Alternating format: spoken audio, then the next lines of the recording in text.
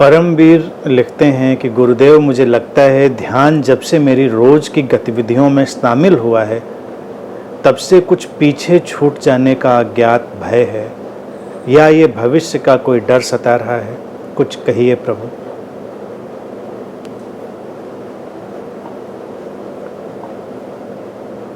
जब ध्यान शामिल हुआ है तो भय तो नहीं आना चाहिए, भय मुक्त होना चाहिए, और तुम भय मुक्त हो भी रहे हो, मैं जानता हूँ। लेकिन क्या भय है इसको भी समझ लेना पड़ेगा।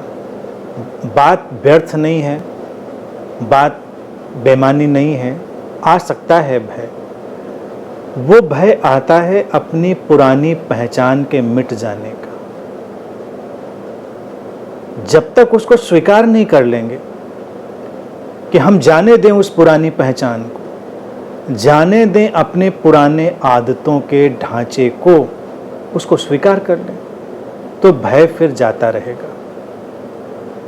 ये भय किसी बात का नहीं है। जब जीवन ध्यानपूर्ण होने लगा तो बीच का एक संक्रमण काल होता है, जब कुछ पीछे का अटका होता है।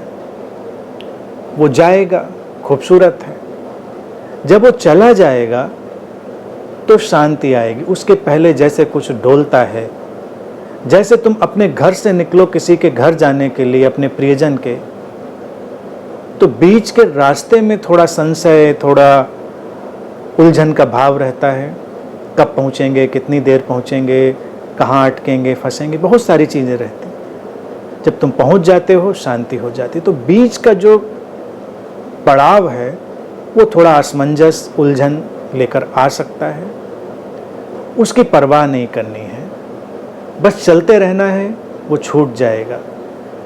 ध्यानी के जीवन में एक फेज आता है जैसे सांप केचुल छोड़ता है, उस तरह का केचुल छूट रही होती है। हर इंसान का एक जो अतीत है और अतीत का ढांचा है वो केचुल की तरह होता है। जब कुछ नवीनता प्रकट होती है, कुछ नया जीवन आ रहा होता है, तो वो जो पुराना है वो केचुल की तरह छूटता है। अब सांप का तो नैसर्गिक है, प्रकृति ने बना दिया, सहजता से वो छोड़ देता है, बिना किसी परेशानी के आगे चला जाता है। लेकिन मनुष्य की केचुल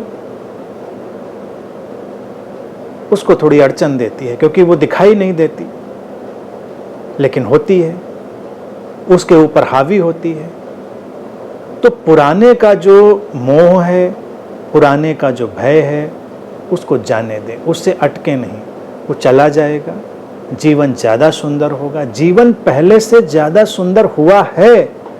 पहले तो इस बात को देखो जो कि दिखाई दे रहा है तुमको, और फिर भय से भी दोस्ती कर लो। जब भय आए तो भय की आंखों में आंखें डालकर देखो। भागो नहीं भय से, देखो ये किस बात का भय है। कभी कभी तो नजर आएगा सब व्यर्थ है, कोई भय की जरूरत नहीं। जब तुम भय की आंखों में आंखें डालकर देखते हो, भय समाप्त हो जाता है।